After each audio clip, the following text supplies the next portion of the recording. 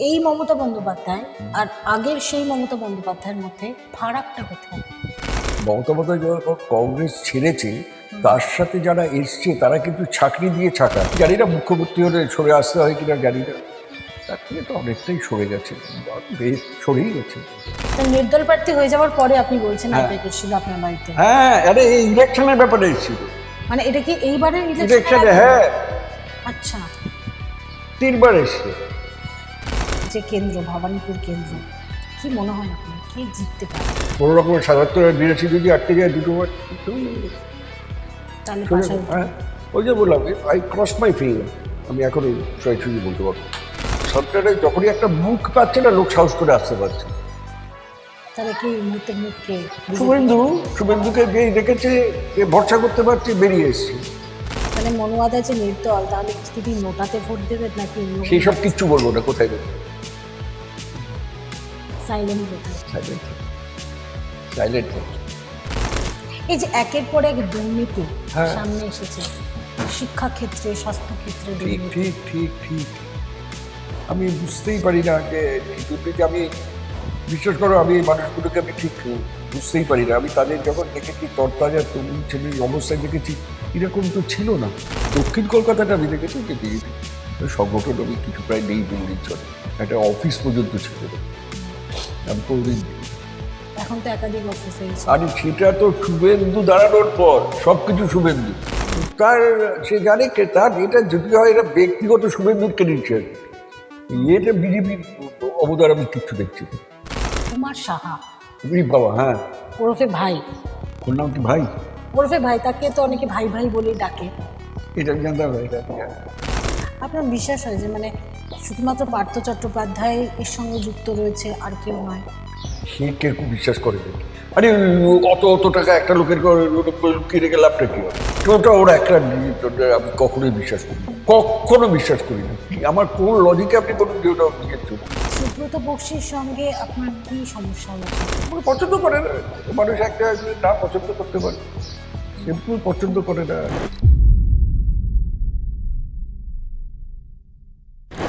তৃণমূল কংগ্রেস মা মাটি মানুষের সরকার, এই সরকার তিনবারের ক্ষমতায় আসার পর কি সেই দলের নীতি বদলে গিয়েছে?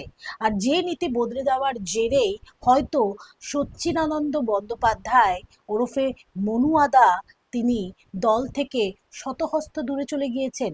এই মুহূর্তে কেমন রয়েছেন মনুয়াদা, এই সম্পর্কে আমরা জানতে আজ মনুয়াদার বাড়িতে এসেছি।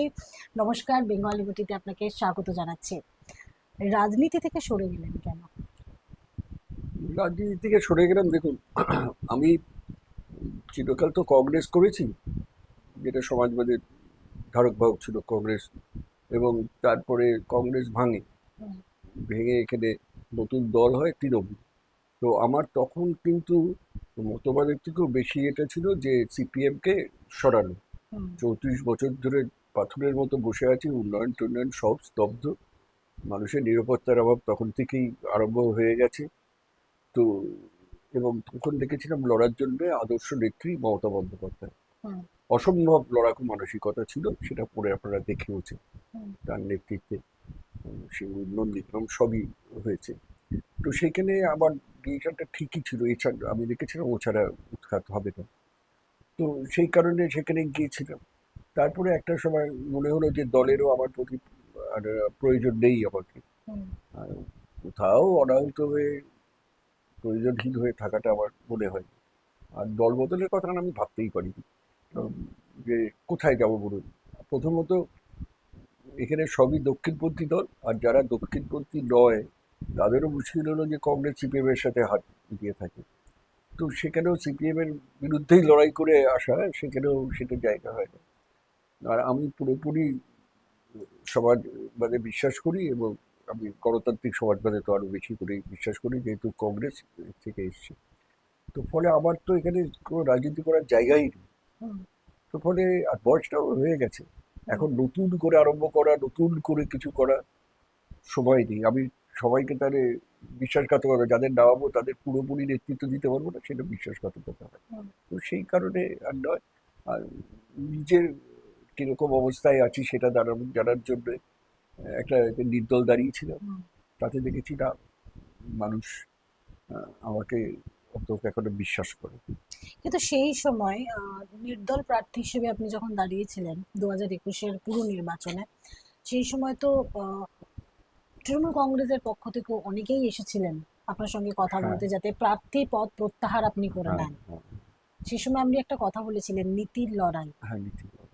মানে এটা কেন নীতির লড়াই, কেন? নীতির লড়াই এই কারণে যে আপনি যেভাবে চলেছে দল বা এখানকার যারা আছেন নেতৃত্ব, তাদের ব্যাপারে মানুষ ক্ষুব্ধ, হুম, এবং সেই তাদের আওয়াজটাকে আমি সামনে নিয়ে আসতে চেয়েছিলাম। হুম, আমি যাদের নেতৃত্বে আগে করেছি তারা তো সেটাই চেয়েছিল, সেই জায়গাতেই আমি গিয়েছিলাম।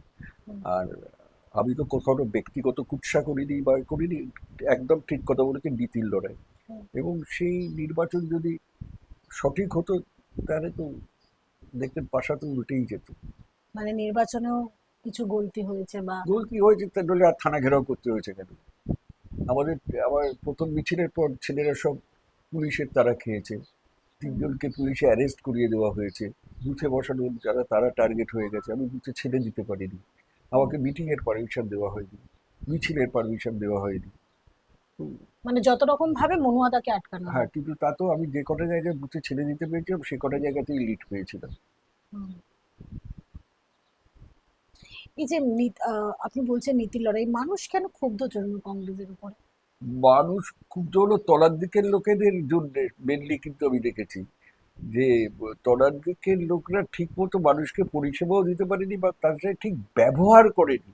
হুম, সব থেকে ব্যবহারও কিন্তু অনেক কিছু হয়, আপনি সব পারবেন এরকম নয়। হুম, এবং মানুষ কখনোই ভাবে না যে একটা পঞ্চায়েত সদস্য, একটা কাউন্সিলর যারা সর্বশক্তিমান সব করে দিতে পারে। হুম, কিন্তু আপনার সেটা মেনে নেওয়ারও একটা চারিত্রিক বৈশিষ্ট্য থাকা দরকার।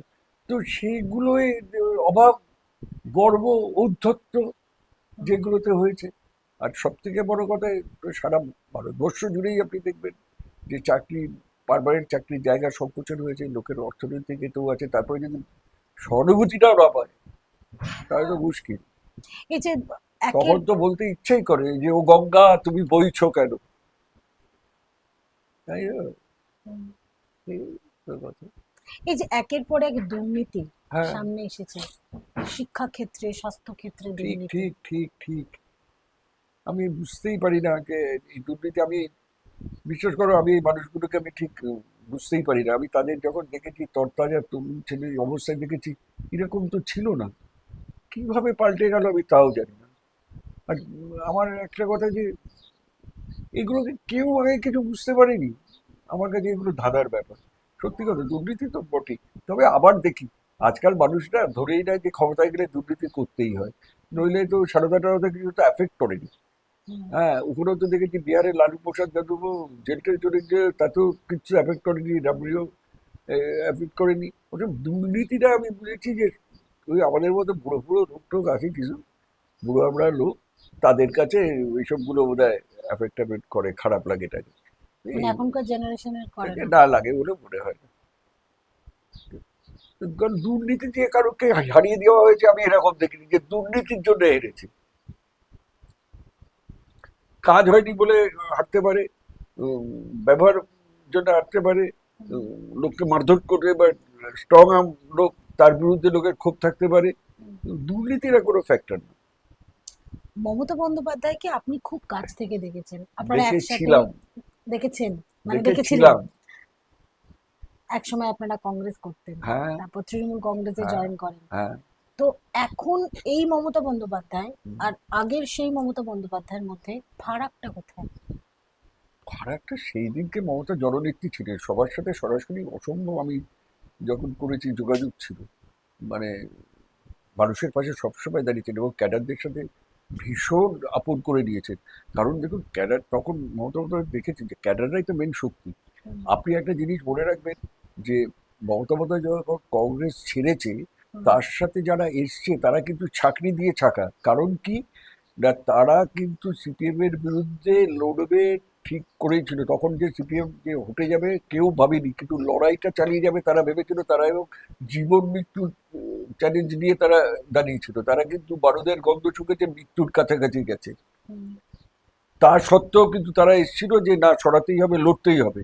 এবং একটা দলের অধিনায়ক ততটাই মানে সাফল্য পায় যতটা তার টিম ভালো হয়। এটা আমার কথা না, ক্রিকেট মাঠে নেভিল কাটার্স মানে কে ভালো ক্যাপ্টেন বলেছিল, এই captain is as good as his team.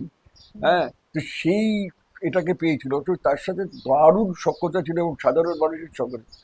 সেই থেকে জানি না মুখ্যমন্ত্রী হলে সরে আসতে হয় কিনা জানি না, তার থেকে তো অনেকটাই সরে গেছে, বেশ সরেই গেছে। কোনো জায়গায় মনে হয় যে ভুল করেছি তৃণমূল কংগ্রেস? না, কিচ্ছু ভুল করিনি। আমার পেছনের দিকে তাকিয়ে আমার কোনো আফসোস নেই। সেদিনকে তৃণমূল না করলে সিপিএম কে হটানোর যে পূর্ণতা বা পূর্ণ জীবনের পূর্ণতা হতো না। এবং সেই সময় আমাকে যা মমতা দায়িত্ব দিয়েছিল সিপিএম এর বিরুদ্ধে লড়াই, তার জন্য আমি কৃতজ্ঞ। হুম, কিন্তু আমাকে বেছে নিয়েছিলেন যে দক্ষিণ কলকাতাতে সিপিএম এর বিরুদ্ধে লড়াই উপযুক্ত সেনাপতি আমি, তার জন্য আমি কৃতজ্ঞ। এবং আমি ওই বিশাল কাজ করতে গিয়ে সাধারণ মানুষ, গরিব গরিব মানুষ, তাদের সাথে আমি মেশার পেয়েছিলাম। এবং একটা চ্যালেঞ্জ জায়গায় জায়গায় সিপিএম এর বিরুদ্ধে মিটিং মিছিল করা বা একটা লড়াইয়ের জায়গায় মমতা বন্দ্যোপাধ্যায়ের নেতৃত্বে আমি কিন্তু তুলে ধরতে পেরেছিলাম। আমার এতটুকু কোনো এ নেই। হুম। কারণ দেখুন, আমি এইটা হব ওইটা হব এরকম কিছু আমার চাহিদাও কোনোদিন ছিল না। আমি জানি না মমতা বন্দ্যোপাধ্যায় বলতেও পারবেন না। কারণ আপনারা যদি একটু দেখেন, আমি কিন্তু কোনোদিন পাবলিকলি বা এতে কোনো আমার ক্ষোভ বা আমি কোনোদিন জানাইনি, হুম, জীবনে জানাইনি। যতদিন রাজনীতি করেছি আমি জীবনে জানাইনি। আমি কখনো ওই নিজের ডিমান্ডের জন্য বাড়ির সামনে লোক দিয়ে মমতা বন্দ্যোপাধ্যায় আর সবাই এখন অনেক নেতা হয়ে গেছেন, তারা যেসব করেছেন বাড়িতে ঢিল পাটকেল মারা থেকে অত্যুচ্ছির গালাগালি করা থেকে নমিনেশন পাইনি বা এ পাইনি করেছে, আমি কোনোদিন করি। এবং কোনোদিন বলতে পারবে না আমার জন্য নেত্রীকে বা দলকে মানে অপদস্থ হতে হয়েছে বা প্রশ্নের সম্মুখীন হতে এটা কি হয়েছে। মমতা তো বন্দ্যোপাধ্যায়ের উপরে আপনার একটা অভিমান কিসের আছে? অভিমান? এ হতেই পারে যে অনেক উঁচুতে উঠতে গেলে কিছুটা তো ছাড়তেই হতে পারে, যে যারা হয়তো মনে হয়েছে যে সবকিছু দেখুন, আমি মুখে না বলি হয়তো মনে মনে সেটা পছন্দ করছি না, কিন্তু সেটা তো মনে হতেই পারে যে দরকার নেই আমার রাজত্ব চালানোর জন্য, যাদের দরকার তাদেরই আমার দরকার। আমার দরকার ছিল না, আমার হয়তো ওইটুকুনি কাজ ছিল, যেটা ফুরিয়ে গেছে হয়ে গেছে। হুম, আমি তো ক্ষমতায় আসার পর আর কোনো কিচ্ছু পাইনি। আপনারা তো জানেনই, আমি যা কিছু পত্র পেয়েছি যখন বিরোধী ছিল তখন, হুম, তাহলে আমার দরকার বা আমার মতো লোকের দরকার তখনই ছিল, তারপরে হয়তো ছিল না, সেই হুম। জন্য দেয়নি, সেটা তার ডিসিশন। কিন্তু আমি তো নয়, দেখুন 2011 তো সারা পশ্চিমবঙ্গে আজকে সব ছেড়ে দেওয়ার অনেক দিন হয়ে গেছে বলছি, যে সব জেলা সভাপতিরা টিকিট পেয়েছিল, এক অনুব্রত দেয়নি আর আমি পাইনি।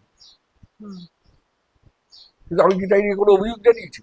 যে আমাকে কেন দিলেন না এই কথাটাও জিজ্ঞেস করেছি কোনোদিন, যে আমি কেন পেলাম না? আমি এই কথাটাও কোনোদিন জিজ্ঞেস করিনি। আমি যেদিনকে 2014 লোকসভা নির্বাচনে সুব্রত বক্সির ফলাফল সঠিক হয়নি, আমি নিজের ভিতর থেকে আমি বিজেপির এই উত্থান আজ করতে পারিনি। আমি সেই পুরনো কায়দায় বস্তি করা এ করা সিপিএম এর বিরুদ্ধে যেভাবে লড়ছিল সেই পুরনো কায়দায় লড়াইটা চালিয়েছিলাম। হুম। এবং বিজেপি এত ভোট পাবে আমি সেদিনকে ভাবিওনি। আমি পরের দিন সকাল 9টায় আমার পদত্যাগপত্র সুব্রত বক্সির হাতে পৌঁছে দিয়েছিলাম। হ্যাঁ, অতএব আমি যা পারিনি তার জন্য আমি দুঃখিত ছিলাম। 2014 সালে হ্যাঁ, আপনি আপনার এই দক্ষিণ কলকাতা সভাপতি পদ থেকে ইস্তফা হ্যাঁ, দিয়েছিলেন, তার কারণ বিরোধীরা তাদের প্রভাব বাড়ছে এখানে, এর দায় এই নিয়ে আপনি দায় নিয়ে করেছিলেন। নিশ্চয়ই এটা তো আমার দায়, সেবাপতিকে তো সবসময় দায় নিতেই হয়। কিন্তু এরপর হ্যাঁ, আজকে 12 বছর হয়ে গেছে, 2026, হ্যাঁ। বিজেপির উত্থান তো আরো না, বৃদ্ধি আপনি পেয়েছে। যেটা বললেন, আমি যদি দল পরে মনে করতো, দল আমাকে বলতো যে ছেড়ে দিতে, সেটা কি খুব গর্বের হতো? মলয় ঘটককে যেরকম সে ছাড়ছিল না, সুব্রত মুখার্জিকে পাঠালো তার পদত্যাগ করতে আনতে, হুম। পরে সে আবার দিয়ে দিয়েছে, তো সেটা কি খুব ভালো হতো? সেটা বলতে পারেন যে দলের নেতৃত্বে সেটা একটা কি বলবো যে উপভোগের ব্যাপার হতো, যে আমি তাড়িয়ে দিয়েছি। হুম। সেটাতে যদি আমি আঘাত হেরে থাকি তাহলে আমি দুঃখিত। কিন্তু 12 বছর তো হয়ে গেছে, হ্যাঁ, বিজেপির যারা এই মুহূর্তে দক্ষিণ কলকাতার হ্যাঁ, দায়িত্বে রয়েছেন, হ্যাঁ। তারা কি কোনো জায়গায় ব্যর্থ তাহলে? হ্যাঁ, আপনি যে দক্ষিণ দায়িত্বে। কলকাতায় বিজেপি কোথায় সংগঠন কোথায় তৈরি করেছে? আমি তো দেখিনি বিজেপিকে দক্ষিণ কলকাতায় কোনো এতে কোনো মিছিল মিটিং করতে। শুভেন্দু দাঁড়িয়েছে বলে লোক বেরিয়ে মানে এত লোক বেরিয়েছে বেরিয়েছে, হুম, কিন্তু আমি কোনোদিন দেখি। এবং ভেবে পাচ্ছি দক্ষিণ কলকাতায় টোটাল কিন্তু ওটা পশ্চিমবঙ্গে তো বিজেপির পশ্চিমবঙ্গে তো দেখছি সংখ্যা সবাই, সেগুলো তো আমি আর বৃদ্ধি যাই না হচ্ছে। কোথাও। হুম, হ্যাঁ, আবার হয়তো যারা সম্ভব নয়, তবে দক্ষিণ কলকাতাটা আমি দেখেছি যে বিজেপি সংগঠন আমি কিছু প্রায় নেই বললেই চলে। একটা অফিস পর্যন্ত ছিল না, হুম। আমি কোনোদিন দেখি। এখন তো একাধিক অফিস হয়েছে। আরে সেটা তো শুভেন্দু দাঁড়ানোর পর সবকিছু শুভেন্দু। আর শুভেন্দু নোজ অর্গানাইজেশন, আমরা তো সব এক স্কুলের ছাত্র, সব তো এই 14-র পর তৃণমূলের, এই তৃণমূল হবার পর থেকে হুম, সব তো সেখানে কি লড়াইটা কি করে করতে হয় আমরা সবাই জানি। হুম। তো সেই জন্য মম- আর শুভেন্দু অনেক বুদ্ধিমান ছেলে টেলে, সেই কারণে ওর নেতৃত্ব দেওয়ার হ্যাবিট আছে। হুম, তৃণমূলের হয়ে নন্দীগ্রাম লড়েছে, সে মুর্শিদাবাদ মালদায় কংগ্রেস ভেঙেছে। তো হুম। তার, সে জানে তার এটা যদি হয় এটা ব্যক্তিগত শুভেন্দুর ক্রেডেনশিয়াল, হুম। এটা বিজেপির অবদান আমি কিচ্ছু দেখছি না।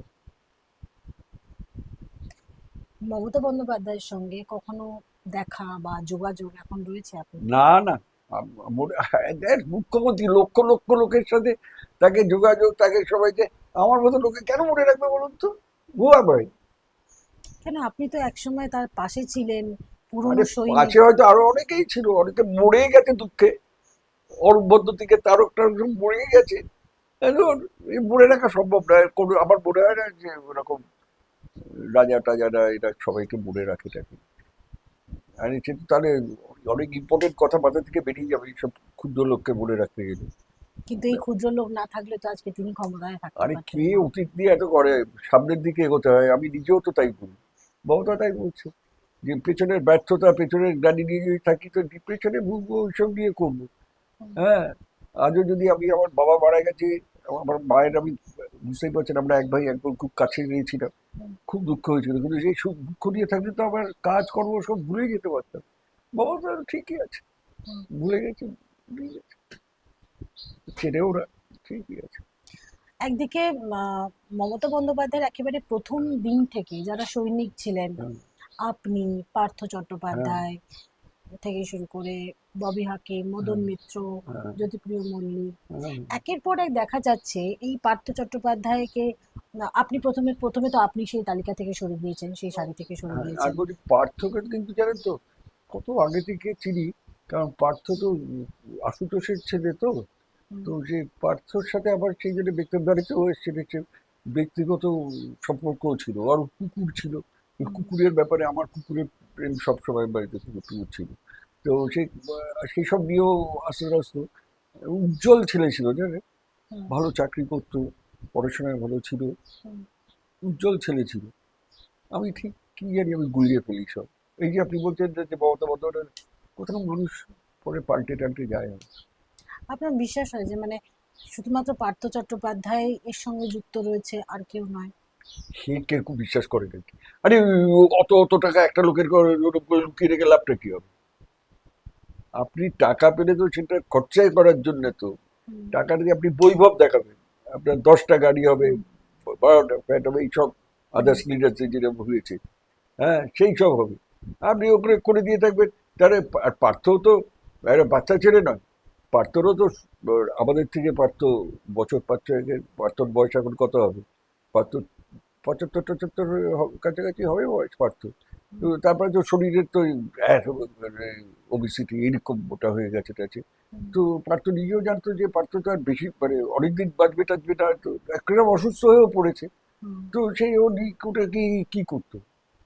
ওর মেয়ে যেমন আমেরিকায় থাকে, স্ত্রী মারা গেছে। তাহলে কি এটা দলের জন্য? কার জন্য আমি কি করে বলবো? আমি কি আর পার্থ সাহেব তারপরে আমার দেখা হয়েছে? বাট ওটা ওরা একটা ওটা আমি কখনোই বিশ্বাস করি না, কখনো বিশ্বাস করি না। কি আমার কোন লজিকে আপনি বলুন যে ওটা ওর নিজের জন্য? ওই তুলে রাখবে, ওই লোকটা, নোটগুলো পচে যাবে, সব কিছু যাবে, ও মরে যাবে, এটা হয়? হুম।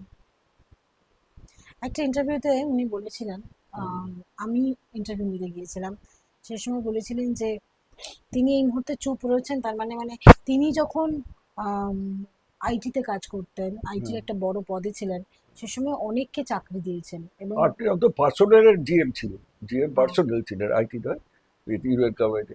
উম, হ্যাঁ, সরি, এতে মানে তো ব্রিটিশ ফান্ড, যাই হোক ও এতে ছিল। হ্যাঁ, সেই সময় তিনি বহু মানুষকে হ্যাঁ, চাকরি হ্যাঁ, দিয়েছেন। হ্যাঁ, হ্যাঁ, হ্যাঁ, হ্যাঁ। তো তিনি মানে তিনি চাকরি চুরি করবেন এই আরে বিষয়ে কেমন করছেন? এই যে চাকরি চুরিতে তো কত লোক, এটা তো একটা সিন্ডিকেট। এটা আমি কি করে বলবো, আমি তো সেই জায়গায় ছিলাম না, আমার বলা তো মুশকিল যে এটা দলেরই ডিসিশন ছিল কি প্রার্থনা নিজেরাই করেছে। দেখ, এটা তো একটা সিন্ডিকেট, অনেকে জড়িত ছিল। হ্যাঁ, তো অনেকে জড়িত থাকলেও পার্থর মতো এত টাকা কার বাড়িতে ছিল? তারা তো সব খরচা করেছে বা এ করেছে, তাদের প্রপার্টি দেখে তাদের ধরা হয়েছে যে এত প্রপার্টি করলে কি করে। তো এই পার্থর তো তা নয়। সেইটা দেখে তো আমার মনে হয় যে আমি আড্ডা টাড্ডাতেও বলি, যখন পার্থর কথা উঠেছে, একটা পার্থর 1,000 টাকা কিছু চিন্তা। কারণ পার্থ কি একটা বোকা হাদা অশিক্ষিত ছেলে? ট্যালেন্টেড ছেলে ওরকম হয় নাকি যে অত টাকা নিয়ে ও সঙ্গে চলে যাবে? ওই টাকাগুলো প্রচুর খামোকার দোষের ভাগিও হবে পরে এ বলে। তো সেটা কেউ করে না। যে সময় তৃণমূল নেত্রীর পার্থর সৈনিক। স্ত্রীও ভালো চাকরি করেছে, হুম, এমডির পিএ বা সেক্রেটারি ছিল, বা মেয়ে জামাই ভালো, তারা ইউএসএতে থাকে। হুম, জামাইও জড়িয়ে গেছে ওটার মধ্যে। হুম। তার পার্থর 1,000 টাকা নেই। এটা আমি দৃঢ় বিশ্বাস করি। মানে আমার অন্যগুলো আন্দাজ এইসব বলছি, কিন্তু এটা আমার দৃঢ় বিশ্বাস, পার্থর টাকা নেই। পার্থ চট্টোপাধ্যায়ের সঙ্গে কোনোভাবে ষড়যন্ত্র করা হয়েছে? তার কারণ হচ্ছে তিনি বহুবার দলে থেকে বিভিন্ন বিষয় নিয়ে হয়তো প্রতিবাদ জানিয়েছিলেন। প্রতিবার আর কি, তখন তো কাগজ বা এতে পড়ে বোঝা যাচ্ছিল যে সুব্রত বক্সী, পার্থ, এরা একটা কোলের ম্যাজির একটা গ্রুপ হয়ে গেছে, আর সেখানে অভিষেকের উত্থান হচ্ছে। সেটা তো একটা বোঝা গিয়েছিল, সেটা তো বোঝা গিয়েছিল, এটা বোঝা গিয়েছিল। আপনার কি মনে হয় যে দিদির, মমতা দির, যে একের পর এক যে একটা পুরনো সৈনিক রয়েছেন, প্রথম সারিতে আপনি ছিলেন, আপনি সরে দাঁড়ালেন, নিজে থেকে সরে দাঁড়ালেন, এবার যারা যারা সরেনি, পার্থ চট্টোপাধ্যায়, জ্যোতিপ্রিয় মল্লিক, এদের ধীরে ধীরে সরিয়ে দেওয়া হচ্ছে, এবং এই মুহূর্তে গোটা কন্ট্রোলটা এই মুহূর্তে অভিষেক বন্দ্যোপাধ্যায়। হ্যাঁ, সেটা তো বটেই, সেটা তো বটে। আমি তো অনেকগুলো জিনিসই বুঝি না, যদি বয়সের কারণে বলছে সরিয়ে দেওয়া হচ্ছে, তাহলে তো অশোকদেব নমিনেশন পাচ্ছে, অশোকের শরীরও ভালো নয়। তাহলে সেখানে তো আমি বুঝি না, অনেক বয়স্করাই নমিনেশন পেয়েছে আরো, ওরকম বয়সের অশোকদেব ছাড়াও আরো পেয়েছে। বীরভূমের প্রফেসর ভদ্রলোকও পেয়েছেন। তো পেয়েছে তো। ওতে আমি দেখলাম যে মানে 6-7 জন আমি ভেবে বললে আমি বলে দিতে পারবো যে পেয়েছে। ফলে বয়সটা সবসময় যে ফ্যাক্টর হয়েছে তা নয়। হ্যাঁ, সেটা তো বটেই যে নতুন সমীকরণ হচ্ছে, নতুন এ হবে, এটা বোধহয় সব দলে হলে হয়তো। তো সেরকমই হচ্ছে, নেতৃত্ব সরছে আস্তে আস্তে, শিফট হচ্ছে। এবং সেই জায়গাটা তার হয়তো। আরেকটা মুশকিল হয় হুম, যে এদের নিয়ে, পুরোনোদের নিয়ে চলতে গেলে অনেকে মেনে নেয়, অনেকে ধরুন সেটা ওই পুরনো সম্পর্কটা বজায় রাখে, এবং এই পুরনো সম্পর্কটা বজায় রাখা কিন্তু অনেকেরই, নেতাদেরই এটা ভালো লাগে না। হুম, ধরুন আমি ছোটবেলা থেকে, আমি তোমার সাথে যে আলাপ, তোমাকে আমি তোমার নাম ধরেই ডাকি, হুম, বা তোমার সাথে আলাপ, তোমার নাম ধরেই ডাকি। এবার তুমি একটা বড় জায়গায় চলে গেলে, হুম, রাস্তায় দেখা হলাম, কিরে সুচিত কেমন, হুম, একদম ভালো লাগবে লাগে না তখন। সেটাও কিন্তু তখন মনে হয় যে এই চেনা লোকটা না থাকলেই আমার ভালো, এই নাম ধরে ডাকবে, এই ডাকবে, হুম, দাদা বলবে না, এই বলবে না। তো সেটা সেটা একটা বড় কারণ হয় কি, যে আমাকে কতটা মানবে এই লোকটা, হুম, আমার ভুল ভ্রান্তি, আমার অন্যায় সব নাও মানতে পারে, বলতেই পারে যে কি সব করছিস রে তুই, হুম। ক্যাজুয়ালিও বলতে পারে, সেটা ভালো লাগবে না। তো এই না থাকাই ভালো, সেটাও হতে পারে। সুব্রত বক্সির সঙ্গে আপনার কি সমস্যা হয়েছিল, যার জন্য মানে আপনিও কি কোনো জায়গায় একটা রাজনীতির শিকার, বা সুব্রত বক্সির সঙ্গে তা জানি সবসময় না, মনে হয়? 72 ওয়ার্ড থেকে অ্যাকচুয়ালি সুব্রত বক্সী ছাড়া কেউ কারোকে হতে টতে দেয় নাই। হুম, তো সেখানে যখন আমার নাম দক্ষিণ কলকাতার সভাপতিতে হয়, সুব্রত বক্সী বাধা দিয়েছিল, হুম। ওপেনলি কোর কমিটির মিটিং ছিল, বাধা দিয়েছিল। কারণটা কি? মানে পছন্দ করে না, মানুষ একটা না পছন্দ করতে পারে, হুম, সিম্পল পছন্দ করে না যে আমার এটা পছন্দ করে। ও ভাবতো আমি চিরকাল চাকরি বাকরি করবো, পলিটিক্স করবো, কিন্তু যেহেতু পাবলিক সেক্টর দাঁড়ানো বা এসব নেবার অভ্যাস থাকবে না। সেটা হয়তো তার, সেটা তাকে জিজ্ঞেস করতে পারেন কেন পছন্দ করতো না। আমার হুম, হয়তো হাব ভাব পছন্দ হতো না, হুম, আমি পাড়ার মোড়ে চায়ের দোকানে আড্ডা মারি, এটা তো রিপোর্টও হয়েছিল। মানে মামাটি মানুষের সরকার মানে আপনি একদম হ্যাঁ, মাটিতেই থাকা পছন্দ করেন, সেটা পছন্দ করতেন করতো না না হয়তো। এরকম হতেই পারে, আমি সেটা বলতে পারছি না। হুম, অনেক মানুষ অনেক মানুষকে পছন্দ করে না, কেন পছন্দ করতো না জানি না। তো সেখানে মমতা বন্দ্যোপাধ্যায়ের কিন্তু আমাকে প্রেসিডেন্ট করাটা, সভাপতি করাটা, দক্ষিণ করাটা ঠিক হয়নি। যখন এত ট্রাস্টেড, যার কথা ফেলতে পারেন না, সে যখন অবজেকশন দিয়েছে তখন আমাকে করাটা ঠিক হয়নি, এটাও আমি বলি। দক্ষিণ করার সভাপতি আমাকে করা ঠিক হয়নি। তাহলে আমাকে এতটা সম্মুখীন হতে হতো না, তীব্র বাধার, এই আরো সব পক্ষ আরো নষ্ট হওয়ার। মমতা বন্দ্যোপাধ্যায় সেদিকে নিশ্চয়ই উচিত ছিল সুব্রত বক্সির কথা মেনে নেওয়া, আমাকে না করে তপরাজ ঘোষকে সভাপতি করা, এটা মেনে নেওয়া উচিত ছিল। অবশ্যই তপরাজও শেষে থাকতে পারেনি, হুম। তপরাজকেও লাইমলাইট সরিয়ে দেওয়া হয়েছিল। দক্ষিণ চব্বিশ পরগনার ফলতা থেকে তপরাজকে তো যেতেই না করে দিয়েছিল, তপরাজকে যে ফলতা যেতে হবে না। হেকেলও হয়েছিল, জাহাঙ্গীর ওকে হেকেলও করেছিল, দল করে ইয়ে করে। তপরাজ আমার কাছে কি দিচ্ছিল। মানে এই মুহূর্তে পুরো যারা সৈনিকরা রয়েছেন সবাই মোটামুটি হ্যাঁ, সরে যাচ্ছেন। শুনে এমন একটা পরিস্থিতি হচ্ছে যেতে, যদি তোমাকে বলা হয় তুমি তোমার কনস্টিটিউশনতেই যাবে না, কি করবে? আচ্ছা, আপনার তো ভবানীপুর বাড়ি, হ্যাঁ, ভবানীপুরে বাড়ি। ভবানীপুরে একজনের বিশাল উত্থান, কুমার সাহা তুমি বাবা, হ্যাঁ। ওরফে ভাই। ওর নাম কি ভাই? ওরফে ভাই, তাকে তো অনেকে ভাই ভাই বলেই ডাকে। এটা আমি জানতাম না, এটা আমি জানতাম না। তো এই কুমার সাহার বাড়িতে কিছুদিন আগে ইডি মানে রেড করেছে কেন্দ্রীয় সংস্থা, এবং তার সঙ্গে এই কুমার সাহাকে এনেছিলেন সুব্রত বক্সী এবং মুকুল রায় এক সময়। জানি না, এটা একটা কথা বলছি, কুমার শাহ কংগ্রেস করতো। হ্যাঁ। কুমার শাহ কংগ্রেস করতো, কংগ্রেস করতো। ওই অনুপ চ্যাটার্জির ওই ওয়ার্ডটাতে, হুম, 84। ওর সাথে অনুপের সম্পর্কটা ভালো ছিল, কংগ্রেসের সাথে তৃণমূলের অনেকের সম্পর্কই তখন ভালো ছিল, ছেড়ে আসে। এবং কুমার শাহ আউটারও শোভেনদার লোক ছিল।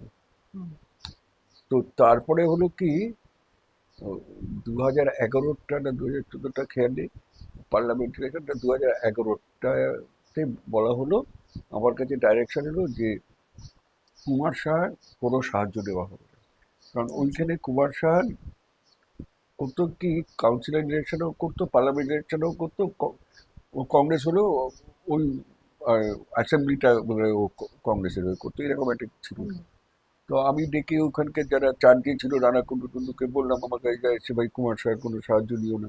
ওরা বললো যে দেখুন, কুমার শাহের সাহায্য না নিলে টিপু সুলতান বলছি যদি ওই জায়গাগুলোতে বাল্ক ভোট আছে বসে দাও।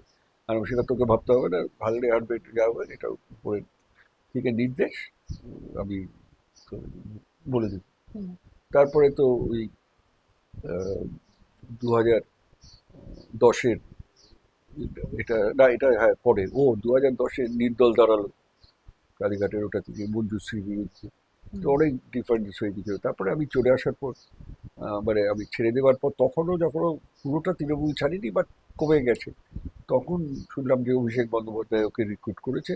হুম, আহ, আর ওকে বোধহয় দক্ষিণ কলকাতার যুব জেনারেল সেক্রেটারি হুম। করেছে, এটা শুনলাম। তারপরে আমি ওখানে তখন একটা বক্তৃতা দিতে গিয়েছিলাম, পারমিতা ডেকেছিল, সেখানে দেখলাম তৃণমূল। হুম। এই পর্যন্ত জানি, প্রমোট আর এখন টোমোট করে। হ্যাঁ, ভবানীপুরে এখন কেমন দাপট দেখেন তার? প্রমোটিং আছে আর কি, এমনি দাপট দেখাবে পুরোটা তৃণমূলের দাপট, সেখানে কুমার শাহ আলাদা কি দাপট দেখাবে, দরকার হয়? প্রমোটিং এ, এই প্রমোটিং কে কেন্দ্র করে, জমি দখলকে কেন্দ্র করেই বিভিন্ন জায়গায় বেআইনি জমি, কখনো ভাবতে পেরেছিলেন যে যে তৃণমূল কংগ্রেসকে তৈরি করেছেন হাতে করে, সেই তৃণমূল কংগ্রেসে এসেই অনেকে এই জমি দখল করছে, বেআইনি ভাবে প্রমোটিং করে এত কোটি কোটি টাকার মালিক হয়ে যাচ্ছে? আমি ভাবতে পারি না, আমি একদম ভাবতে পারি না। কি সব পাল্টে যাচ্ছে সব। অবশ্যই জানেন তো, আমি একটা জিনিস দেখেছি, যে এইটা না, একটা থিওরি আছে কারণ আমি সেটা ভুলেও গেছি। একদম ডাউন টু, যে খুব অত্যাচারিত ওই অভাব থেকে এসছে, সে যদি ক্ষমতা পায়, তাহলে সে কিন্তু যে সবসময় তাদের কথা ভাববে সেটা কিন্তু কারণ নয়। হুম, সে কিন্তু তখন ভাববে যে মর্যাদা পেতে গেলে তলার লোককে অপ্রেস করাটাই দরকার। তো সেই ব্যাপারটা হয়ে যায়, জানেন তো। হুম। এটা ওই থিওরি অনুযায়ী সেই অপ্রেসটাই এসে যায়। ভবানীপুর বিধানসভা কেন্দ্রে এবার কি মনে হয়, তার কারণ খুব একদিকে হাড্ডাহাড্ডি লড়াই, যে প্রশ্ন করেছেন এই প্রশ্নের উত্তর আমি দিতে পারবো না। কারণ বলছি যে, আহ, আহ, নম্বর ওয়ার্ড আর ওটা তো 82, এটাই দুটো ফ্যাক্টর। 77 নম্বর ওয়ার্ড কেন বলছেন? পুরো মুসলিম এলাকা এবং তৃণমূলের স্ট্রংগেস্ট হোল সেই কারণে। আর এর মূল প্রতিদ্বন্দ্বী বিজেপি মুসলমানদের ভোট বিজেপি পায় না দেখি, এটাই জন্য। আদারওয়াইজ নাম্বার অফ ওয়ার্ড যদি দেখেন সেটা তো বিজেপি এগিয়ে, পার্লামেন্টে তো, কিন্তু ওটা তো ফ্যাক্টর ওই দুটোতে তো হবে। আর 82 বিরাশি যেহেতু 82 ববি হাকিম। ববি হাকিম। তো এই দুটোই তো আমি দেখছি যা বলছে এখন। সত্যি কথা, ওই দুটোতে যদি সেই লিড রাখতে পারে মমতা জিতবে। আর এইগুলোতে যদি লিড বাড়িয়ে নিতে পারে, আর ওখানে যদি কোনো কারণে ওই ভোটের এইসব হওয়ার জন্য, এসআইআর হওয়ার জন্য কম হয়, তাহলে পাল্টাবে। আমার একটা প্রশ্ন জানতে আপনার কাছে খুব ইচ্ছে করছে, সেটা হচ্ছে এই 77 নম্বর ওয়ার্ড, যে 77 নম্বর ওয়ার্ডে আমি নিজে গেছি, এবং সেখানে মানে আপনি তো খুব হাতের তালুর মতন এই হ্যাঁ, এলাকাগুলোকে কিন্তু চেনেন। হ্যাঁ, এক সময় কি এই 77 নম্বর ওয়ার্ডে হিন্দুদের সংখ্যা অনেক বেশি ছিল? হ্যাঁ সেগুলো ছিল। 77 কেন, আমি গার্ডেন নিচেও টাইস্তাপাড়াতে শুনেছি যে হিন্দুদের সংখ্যা বেশি ছিল, হুম, কমে গেছে। সে তো যাই না, যারা ছিল তারা বড়লোক হিন্দু ছিল না, হুম, ছিল সব মধ্যবিত্ত নিম্নবিত্ত হিন্দু। এবং কেউ তাদের পৈতৃক বাড়ি ছিল তার সেখানে। পৈতৃক বাড়ি ছিল, সেগুলো তারা ভোটিং এর লোভে দিয়েছে না জেনে দেওয়া হয়েছে জানি না। কারণ কি, একটা সময় তো রামপিয়ারই জিততো ওখানে, কালীমুদ্দিন শামসকে হারিয়েছে, তখন তো পুরোটাই এতে ছিল, খিদিরপুরে ছিল, কবি তীর্থরাম ছিল। সেটা একটা ভেবে দেখো ওখানে তো, আহ, সেটাই হলো ব্যাপার। এবং আমি যখন যাই তখন অবশ্যই বিজেপির সাথে, তখন তৃণমূলের ওই সময়টা তো অ্যাডজাস্টমেন্ট ছিল, ফলে ওখানে আমাদের সভাপতি যে ছিল, একটা সময় আহ, যুব সভাপতির হিন্দু ছিল, হুম, যুব সভাপতি। হুম। ওখানে হিন্দু ছিল তখন অনেক, এখন কি আরো কমে গেছে? অনেকটাই কমে গেছে, কারণ আমরা সেই হ্যাঁ, সময় মানে আমি কিছুদিন আগে গিয়েছিলাম, সেখানে একজন মহিলা তিনি বলছেন তিনি সেখানে প্রায় 20 বছর এসেছেন বিয়ে করে। তিনি বলছেন অনেক পৈতৃক মানে ওই যে মনসাতলা লেন, যে মনসাতলাটা তো একদম বিজেপি। আরে আমি ইলেকটেড ওইটা হরিসভা, হুম, এইগুলো জন্য বিজেপি, ওর মধ্যে বিজেপির জায়গা ছিল ওই দুটো জায়গা, আমার এখনো মনে আছে। হুম, সেই মুসলিম, এলাকা এখন মুসলিমে ছেয়ে গিয়েছে। মানে উনি বলছেন যে আমরা এখানে থাকতে পারি না, আমরা খুব অত্যাচারিত, এবং একটা পুরনো মানে আপনার বাড়ির মতন এরকমই একটা পুরনো অনেক দিনের পুরনো বাড়ি, সেই বাড়ির 3rd ফ্লোর 2nd ফ্লোরে মুসলিমরা কিনে নিয়েছে, এবং একটি তলা মানে একদম গ্রাউন্ড ফ্লোরে একটি পোর্শনে হিন্দুরা থাকে, এবং তারা রীতিমতন বলেন যে আমাদের খুব সমস্যার সম্মুখীন হতে হয়। হতে পারে, আমি যাইনি তো বহুকাল। তবে বাট আমি জানি ওই দুটো জায়গা ডমিনেটেড বাই দ্য হিন্দুস ছিল, এবং হুম, ওইখানটা ভোটটাও বিজেপি হতো। মানে আমার সাথে যেসব মুসলিম লিডাররা থাকতো তারাও হুম, বলতো যে বিজেপির জায়গা আছে। হুম। এবং 77 নম্বর ওয়ার্ড থেকে বাই ইলেকশন, দুবারের বাই ইলেকশন, সাধারণ নির্বাচন, সবসময় তৃণমূল কংগ্রেস সব থেকে বেশি লিড পেয়ে এসেছে 77, 77 নম্বর ওয়ার্ডে। 77টা এক সময় তো ওরা 77 ফরওয়ার্ড ব্লকের ছিল, তারপরে আমরা রিগেট করি। হুম, কংগ্রেসও পেয়েছে, রেহেনা, হুম, রেহেনা তৃণমূল করে। আম, পাওয়ারে আসার পর অনেক কিছু পাল্টে গেছে, অনেক সমীকরণ পাল্টে গেছে। আপনি কি এসআইআর কে সমর্থন করেন? হ্যাঁ, হিসেবে তো দরকার ছিল, একদম সমর্থন করি, করবো না কেন? হুম, এ কি, এই এত মারা যাওয়া লোকের নাম আমি নিজেই দেখেছি, আমার বন্ধু বান্ধবদের বাবা মা মারা গেছে, তার নামটা বারবার আছে, বলে দেখতো কি হয়েছে। আবার চারতলায় যে ভাড়াটে ছিল গুজরাটি, তারা কবে চলে গেছে। হ্যাঁ, তো তাদের নাম যখন এসআইআর হয়েছে দেখি তখনও তাদের নাম আছে। তার সে ভদ্রলোক মারাও গেছেন, তার স্ত্রী তার ছেলেরা ব্যাঙ্গালোরে চাকরি করে, সেখানে চলে গেছে, হ্যান্ড ওভার হয়ে গেছে চাবি বাবি, তারা চলে যাওয়ার সময় সে নাম থেকে গেছে। এইগুলো কি ভালো নাকি? ঠিকই আছে। আর কিছু জায়গাতে যেটা হয়তো সেটা সব কাজ করতে গেলে ভুল হতে হয়, আর কিছু জায়গায় আমি দেখেছি সত্যি সত্যি যেটা কিন্তু মানুষের ভুল, অনেক অশিক্ষিত থাকার জন্য তারা বিপাকে পড়েছে। সেটা পলিটিক্যাল পার্টিদের উচিত ছিল সেগুলো দেখার। যে যেমন একটা জায়গাতে কাগজেই দেখতাম যে মা মারা গেছে কিন্তু ডেথ সার্টিফিকেটে মেয়ের নাম রয়ে গেছে। হুম। এগুলো যদি একটু দেখে না তাহলে এইগুলো অসুবিধা হয়। সেইগুলোর জন্য টেকনিক্যাল কারণ হয়ে গেছে, সেগুলো তো হবেটা কি করে? কিন্তু মায়ের জায়গায় দিদির নাম চলে এসছে। হুম, হ্যাঁ, ও জানে না অভিভাবকের নাম বা হয়তো মারা গেছে, দিদির নাম বসে দিয়েছে। হুম। তো এরকম ভুল হয়েছে, তা তো 6 নম্বরে আবার তো পরে তুলেই নিতে পারে। কিন্তু মমতা বন্দ্যোপাধ্যায় তিনি বারংবারই এসআইআর এর বিরোধিতা করছেন কেন? কি মনে হয় আপনার? এটা- এটা আসল কথা রাজনীতির ব্যাপার। এই সাইডের বিরোধিতা থেকে ভোটটাকে চাঙ্গা করা, লোককে বোঝানো যে এটা কেন্দ্রীয় সরকার করছে এবং কেন্দ্রীয় সরকারের বিরুদ্ধে লড়াইটা নিয়ে যাওয়া মানে বিজেপির বিরুদ্ধে নিয়ে যাওয়া। ঠিক না আছে, সেটার এটা পিছনে মাস্টার স্ট্রোক নিয়েছে, তো বললাম মাস্টার স্ট্রোক নিয়েছে, লোককে তো বুঝিয়ে দিয়েছে। মাস্টার স্ট্রোক কে দিয়েছে? বলছি তৃণমূল করে তো মাস্টার স্ট্রোক মমতার কথা, তো বুঝিয়ে তো দিয়েছে লোককে। হুম, তো জাজদের গাড়ি পর্যন্ত ঘেরাও হচ্ছে, মিছিল হচ্ছে, অবস্থান হচ্ছে। হুম, হ্যাঁ, কিন্তু লোক তো ভাবছেই না এটাতে যে কি হতে যাচ্ছে। হুম। যা বাদ গেছে, বাদ বলছে সব কি মানে সঠিক লোকের নাম, তার মধ্যে মৃত লোক নেই, তার মধ্যে চলে গেছে লোক নেই। আর অনুপ্রবেশকারী? তাছাড়াও বলছি যে তারপরে 3 জায়গায় নাম আছে, এই ভাড়াটেরা এই যে বললাম আমার থেকে গেছে, এই যদি ব্যাঙ্গালোরে না গিয়ে অন্য জায়গায় গিয়ে নাম তুলতো তার নামও থাকতো, বা হুম, তখনও তো এখানেও আছে, ব্যাঙ্গালোরেও আছে। হুম। হ্যাঁ, তো এগুলো নেই। আর বর্ডার থেকে তো ঢোকে, এটা নিয়ে তো কোনো, এই নিয়ে কোনো প্রশ্নই নেই, এ নিয়ে তো কোনো প্রশ্নই নেই। এটা তো হবে। আর মাঠ মানে কোনো ব্যারানে উইদাউট কার্টেন ল্যান্ড আছে, হুম, রেগুলার যাতায়াত হচ্ছে। আর বাংলাদেশের অর্থনৈতিক অবস্থা কতটা খারাপ, ইউ নো ইট। হুম, তো সেখানে তারা কাজের রেতে আসে, বিশেষ করে বাড়ির কাজ, এই কাজের লোকে আসে। হুম। এগুলো তো মানতেই হবে, এগুলো না মানলে হয় না। এবং এই যে জামায়াতি টামায়াতি এইসব বলে এবার হিন্দুরাও ঢুকে আসছে। I am not telling about যে মুসলিম, যে হিন্দুরাও চলে আসছে এখানে ভয়ের চোটে। হুম, আরেকটা এনআরসি এআরসি নিয়ে আমরা হইচই তোলাতে এই নাম যাবে ডিটেনশন ক্যাম্পে। ফলে এই যে নামটা তোরা এনআরসি, সেটাতে এরা নাম তোলেওনি, ভয়ের চোটে হুম। ধরা পড়ে যাবে, এই একটা রব উঠেছে। উঠে যারা হিন্দুরা ঢুকেছিল তারা ইজিলি অ্যাপ্লাই করতে পেতে বাধ্য শরণার্থী। এটা আজকের নাকি, নেহরুর কবার দিকে কংগ্রেস আমলে কোন আমল, আমার ছোটবেলা থেকে ঠিক হয়েছে যে হিন্দুরা যদি চলে আসে তারা শরণার্থী হিসেবে ঠিক হবে, মুসলমানরা অনুপ্রবেশকারী। হুম। তার আহ, আপনি তো দীর্ঘদিন ধরে মমতা বন্দ্যোপাধ্যায়কে দেখেছেন এবং ফিরহাদ হাকিমকে দেখেছেন। হ্যাঁ ফিরোজ বাবু। কিছুদিন আগে মমতা বন্দ্যোপাধ্যায় একটা কথা বলেছেন যে ফিরহাদ হাকিমের মা ব্রাহ্মণ এবং তার বাবা হ্যাঁ আমার মুসলিম পাড়াতে ছিল। এইখানে এটা কি থাকতো। সত্যি? হ্যাঁ, এই সামানান্দ রোডে ওর মা থাকতো, ও আমাকে খুব ভালোবাসতো। ববি মজা করে তখন যাইটা বলতো যে মুরুয়া তার মায়ের প্রতি আছে ভবানীপুরের মেয়ে বলে, আমার মা এই সামানান্দ রোডে থাকতো। আচ্ছা। হ্যাঁ ও বলেছে, হ্যাঁ। আপনি ভবানীপুরের ভোটার? ওর মা বলেছে।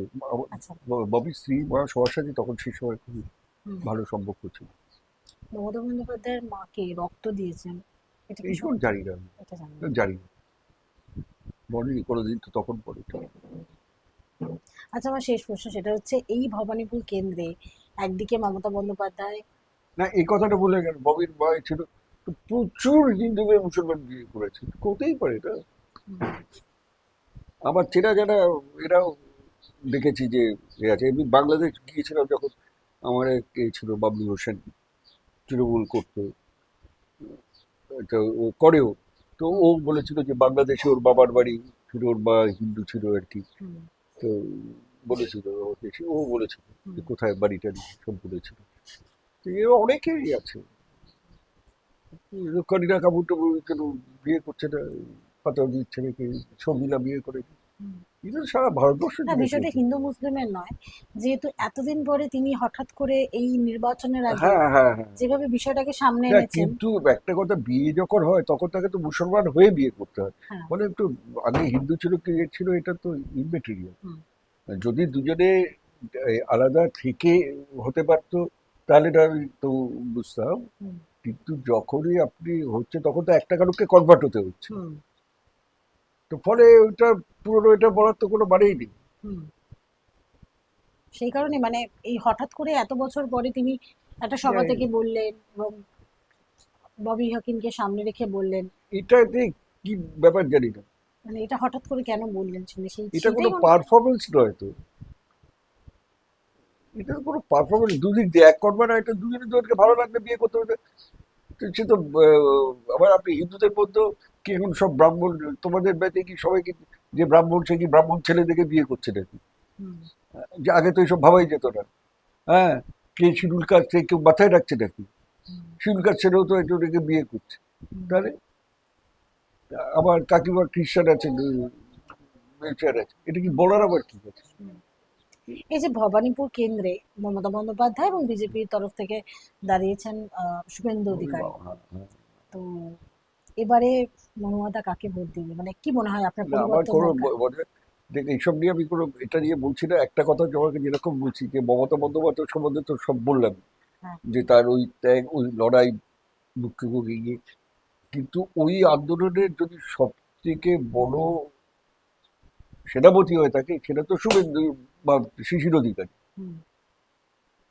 মেনলি আমি শিশির অধিকারী সত্যি, নন্দীগ্রামে তো সেও তো মৃত্যুর মুখোমুখি।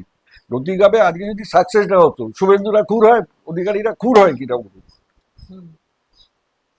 2021 তপন, সালের কথা বলছেন। শুকুর, সুশান্ত, লক্ষণ শেঠ বেঁচে থাকতো নাকি ও বাড়ি? আরেকটা সাই বাড়ি হতো। দেখুন, বিরোধিতা করলে বিরোধিতা করো, অপোজ করা যায়, ডিনাই করবে না। আমি মমতা বন্দ্যোপাধ্যায়কে ডিনাই করতে পারি না তার পারফরমেন্স, শুভেন্দুর পারফরমেন্স আমি ডিনাই করতে পারবো না। শুভেন্দুকে যখন যা ভার দেওয়া হয়েছে, আমরা মুর্শিদাবাদে দাঁত ফোটাতে পারিনি। শুভেন্দাকে দেওয়া হয়েছে, আরো অনেককে দেওয়া হয়েছে, কেউ পারেনি। শুভেন্দুকে ভার দেওয়ার পর কি হলো, পার্লামেন্ট ইলেকশনে একটা বেরোলো, ও বলেছিল একে অধীরকেও খাবে, অধীর বা অধীরের মার্জিন লাখের কমে নামিয়ে দিয়েছিল, আর সবকটা তৃণমূলকে দিয়েছিল। মালদাতে দেখুন, মালদাতে কি বলে জোড়া পাতা, জোড়া ফুল ফুটিয়েছে কে? শুভেন্দুরা। এমনি বাড়িতে, বরকতের বাড়িতে, যেটা হতো একটা বরকত দেখে সেন্টিমেন্টে ভোট দিল, সেই সেন্টিমেন্ট মানে যেন মৌসুমকে তৃণমূলে জয়েন করিয়েছিল, হুম। যে বরকতের বাড়ির লোক আমাদের সাথেও আছে। হুম। তো এগুলো পারফরমেন্স নয়। আমি শুভেন্দুকে তো, আর আমি দেখতাম ইনডোরে যখন শুভেন্দু ঢুকতো, কি আওয়াজ! মমতা ছাড়া তো কারণ বেড়াতে আমি ওই সবার লোকের চিৎকার শুনতাম না। মমতারও যেরকম দুরন্ত মস্তিষ্ক, কোথায় কি করতে হয় এসআইআর দেখিয়ে দিল, কি করে নিয়ে যেতে হয়। শুভেন্দু কিন্তু কিছু না, শুভেন্দু কিন্তু 6 মাস আগে ভাবে, মানে অনেক আগে থেকে ভেবে রাখে কোনটা কি করবে। হুম। অতএব টক মানে আমি এত বিজেপির লোকই দেখিনি, আমি হুম। বিজেপির আমি এখানে লোকই দেখিনি। আমি এখানে যখন দিয়ে যাই, বাজার যাই বা ওদিকে যাই, আমি দেখি কত ছেলে বিজেপি করতে আসছে। আর আমি আরেকটা জিনিস তো বলি, যে আমি এটা নিজের ইলেকশন দেখে বুঝিয়েছিলাম, হুম। যে আমার তো কিছু দেওয়ার ছিল না, আমি কিছু করতে পারি, আমি তো সেই বড়ুয়াদাকে ভোট দিই, সচ্চন্দ্র ব্যানার্জিকে ভোট দিই। তো তাতে আমি একটা জিনিস দেখেছিলাম, যে আমি আজকে যেন বিজেপি বলতে পারছি 3,000 টাকা দেবো লক্ষ্মী ভান্ডারে, আমি তো 1 পয়সাও দেবো বলতে পারি না, বা এই করে দেবো, কিছু করে দেবো বলতে পারি না, পাশে থাকবো এছাড়া তো কিচ্ছু বলতে পারি না। হুম। যে দুঃখে পাশে থাকবো, ওইটুকুই আমার হুম। এছাড়া তো কোনো আবেদন ছিল না। হুম। কারণ কর্পোরেশন স্যাংশন না করলে কাজও আমি করতে পারবো না। করতে পারবেন না। হ্যাঁ, আমি কোনো ওই জন্য কোনো প্রতিজ্ঞা টতিজ্ঞা কিচ্ছু করিনি, এই করে দেবো তাই করে দেবো, করিনি। হ্যাঁ, আবার তেমনি বলেছিলাম যে তোকে বললাম বাড়ির ছাদটা করতে বসছিতে, ছাদটা করতে গেলে ছাদে যেতে আমার লোক গেলে পয়সা চাইতে, সেটাও হবে না। একসময় মালদা মুর্শিদাবাদে যেরকম ঘাসফুল ফুটিয়েছিলেন শুভেন্দু অধিকারী, এই মুহূর্তে বিজেপির দায়িত্ব নিয়েছেন, কি মনে হয় যে মালদা মুর্শিদাবাদ এই জায়গায় পদ্ম ফুল ফোটাতে পারবে? বিজেপি দায়িত্ব, শুভেন্দু তো সারা জায়গাতে আলাদা আলাদা লোক আছে, বিজেপিতে তো সেই রকম দায়িত্ব যেটা তৃণমূলে পেয়েছিল সেটা হয় না, এটা অল ইন্ডিয়া পার্টি। আর কংগ্রেস করতে গেলে কি শিশিরবাবু সেই পেয়েছিল? শিশিরবাবু সেটা পূর্ব মিদনাপুরটা করে দিতে পেরেছিল। হুম। তো এই বড় পার্টিতে সেই জিনিসটা হয় না, এগুলো রিজিওনাল ছোট পার্টিতে এগুলো হয়, হুম। যে অতটা ভার পাওয়া যায় আর কি। তবে একটা কথা, শুভেন্দু যেখানেই যাক, যে শুভেন্দু কিন্তু ছাপ রাখবে, পারফরমেন্স পাবে। নন্দীগ্রাম ভেবেছিলেন শুভেন্দু জিতবে, হুম। কারণ আমি তো ভেবেছিলাম নন্দীগ্রামে শুভেন্দু নিশ্চয়ই স্যাক্রিফাইস, কিন্তু সেটাকে সারা পশ্চিমবঙ্গে ছড়িয়ে দেওয়া।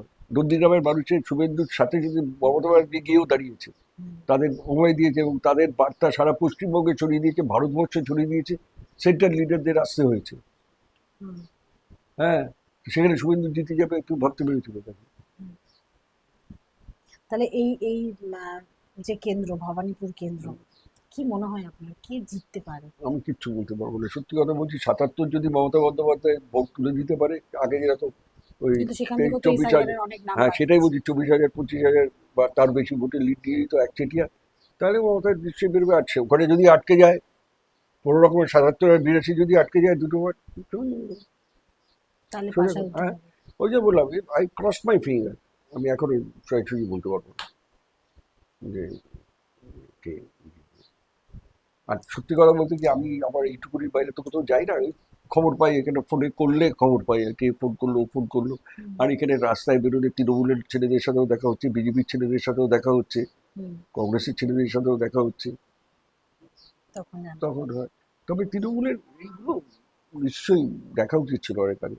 আমি বলেছিলাম যেটা, আইপ্যাক যখন এসেছিল, আপনারা বস্তিগুলো দেখুন, কেউ দেখে না। আর যে মুখ দিয়ে আপনারা বস্তি দেখেন সেই মুখ পাঠাবেন না, ফল বিপরীত হবে। নতুন কিছু ছেলে জোগাড় করুন যারা বলতে পারে, কিন্তু হুম, তাদের পাঠান। কারণ আমি বললাম যে আমি তো যেটা বলতে গিয়ে আটকে কিছু দিতে পারবো না। আর এই বস্তিগুলোর লোকরা তো লক্ষ্মী ভাণ্ডার পায়, ওই হুম, কন্যাশ্রী পায়। তাহলে ধরুন বেলতলার মতো অত বড় বস্তি, বকুলবাড়ুর মতো অত বড় বস্তি, আমাকে ভোট দিতে পারে। যে বুথে ছেড়ে দিতে পারে, আমাকে কেন ভোট দিবে? আমি কি কন্যাশ্রী দেবো? হুম, আমি কি লক্ষ্মী ভাণ্ডার দেবো? বাট ইন দিস ইলেকশন যারা দাঁড়াচ্ছে তারা তো সেটা দিতে পারছে, এটা পলিটিক্যাল পার্টি। হুম, আজকে কংগ্রেসও বলছে 2,000 দেবো, বিজেপি বলছে 3,000 দেবো। আজকে তাদের তো একটা, আমি কিছু দেবো না তাতেই দিয়েছে, তারপরে এটা কতটা ক্ষোভ হয়েছে বা ক্ষুব্ধ আছে। হুম, এটা তো মেরামত করার কোনো চেষ্টা হয়নি, হয়েছে কোনো হয়নি। তাহলে এই জায়গাগুলো শুভেন্দুর জায়গা করে দিয়েছে, তো সেইগুলো কোনো তো মেরামত করার চেষ্টা হয়নি। আর এদের তো এখন সব থেকে সুবিধে কি, এরা জানে যে আমি যদি বিজেপিকে ভোট দিই বা একে ভোট দিই কি সুবিধা আছে, ও জিতলে আমি 3,000 পাবো, হারলে তো 1,500টা ফিক্সড আছে, এখানে কোনো রিস্কে নেই। এ head I win tail you lose, পুরোপুরি এই জিনিস, হুম। ঠিক কিনা? তাহলে তোমার স্বাস্থ্যসাথী আছে, ও বলছে আয়ুষ্মান ভারত আছে। আপনার তো লুজার হচ্ছে না কেউ, এগুলো তো তৃণমূলের দেখা উচিত ছিল নেতৃত্বে, এই বা জায়গায় তলা থেকে গন্ডগোল তো খবর হচ্ছে। নেওয়া উচিত ছিল যে যদি এই ইলেকশনে এই অবস্থা হয়, মানে পুলিশ টুলিশ করেও যদি এই অবস্থা হয় যেখানে বুথে ছেড়ে দিতে পারছে, দিয়ে যাচ্ছে, সেখানে মেরামত করা উচিত ছিল। কে বেরোচ্ছে এখানে আমি তো এটাও জানি না। আমি তো ইলেকশন তো সুব্রত বক্সিকে আমি চোখে দেখি, জানি না, হয়তো অন্য জায়গায় করছেন ভালোভাবে, কোনো একটা প্ল্যান আছে বা এ আছে, সেটা হতেই পারে হুম। উচিত, সেটা আমার বলা ঠিক নয়। তো সেই বলছি যে এগুলো মেরামত হয়নি, জানেন। আমি জানি না অন্যান্য ওয়ার্ডে কি হয়েছে, আপনি 72-70 হিসেবে এগুলো মেরামত হয়নি।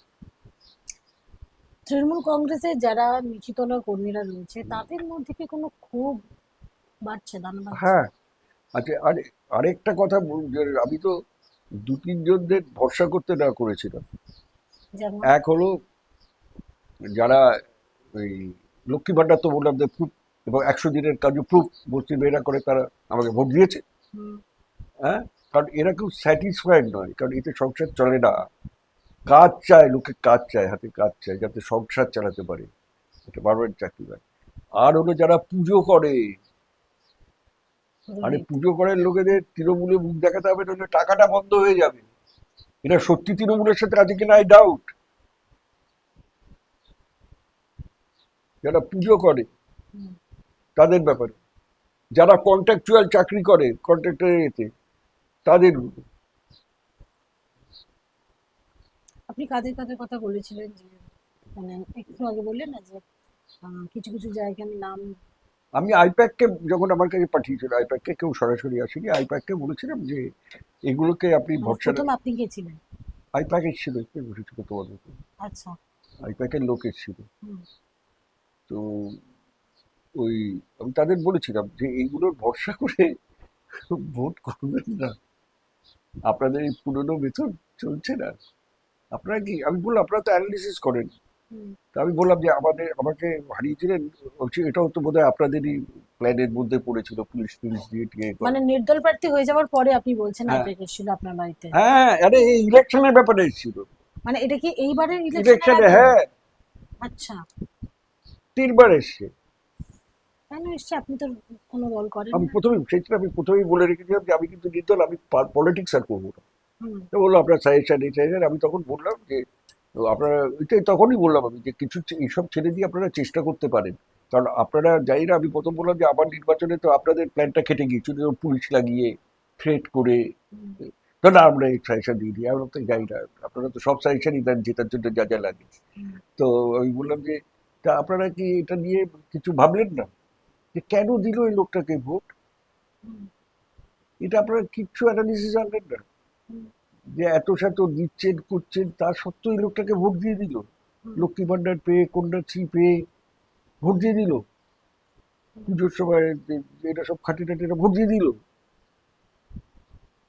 মানে আমি তো সব জায়গায় বুথে এগিয়ে দিতে পারলে আমি জিততামই। আমার প্রথম দিনে আমাকে প্রদীপ ভট্টাচার্য বলেছিল, বলুয়া তুমি খুব ভুল করলে প্রথম দিন ওই মিছিলটা বাদ করে। সব তাড়া করলো ছেলেগুলোকে, তারপর থেকে পুলিশ 3টেকে অ্যারেস্ট করে দিল। আমার বাড়ির সামনে সারাক্ষণ police van, what I faced.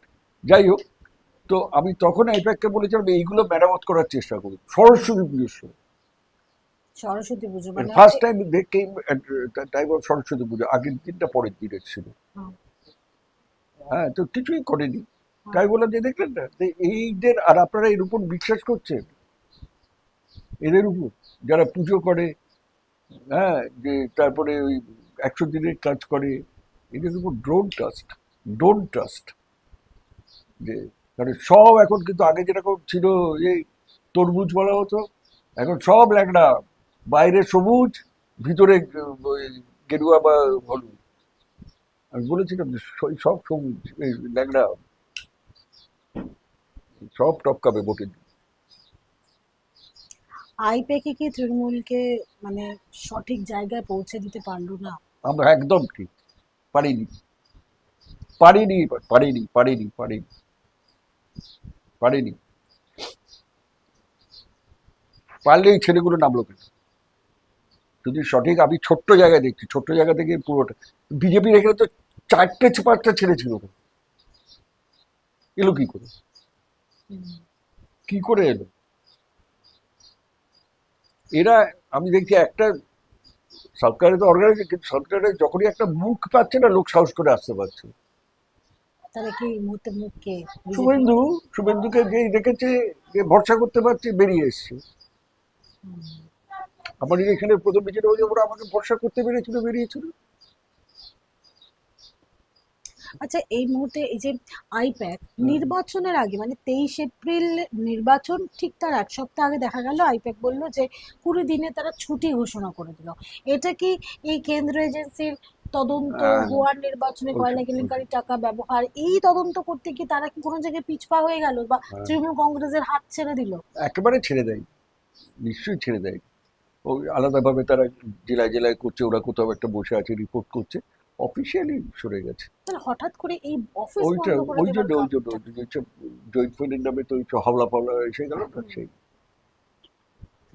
সেই জন্য বলছি যে ভবানীপুর ইলেকশন, কারণ মমতাও কালকে তো 5-6টা জায়গা ঘুরেছে।